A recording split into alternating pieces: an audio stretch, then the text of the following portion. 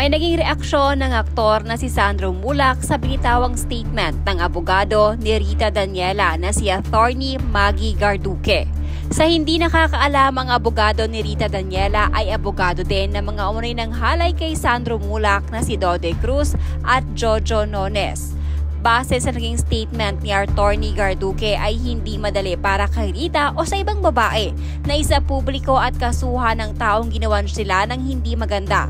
Kung matatandaan, kasama si Attorney Garduque, nagsampa ng kaso si Rita Daniela kay Archie Alemania dahil sa umano'y pangpapastos umano sa kanya. Sa social media ni Sandro, binahagi nito ang naging interview ni Attorney Garduque nang hinga nito ng mensahe sa nangyari sa kanyang kliyente na si Rita.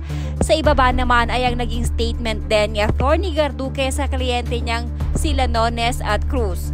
May naging matapang na caption dito si Sandro para sa abogado. Ayon sa aktor, sang-ayon daw siya kay Attorney Garduque. Mahirap daw talaga para sa mga biktima at survivor ang mag-come forward. Kaya dapat daw ay hindi sila ang sisihin sa mga hindi nangyaring hindi maganda sa kanila. Dagdag pa ni Sandro, how ironic umano dahil nasa panig din si Attorney Garduque na mga umunoy ng abuso sa kanya. Completely agree with you, Attorney Maggie. Mahirap talaga mag-come forward kaya victims and survivors should never be blamed or made to feel guilty for what happened to them. But wow, how ironic, Attorney, that you're standing with a victim of an assault. Justice will prevail.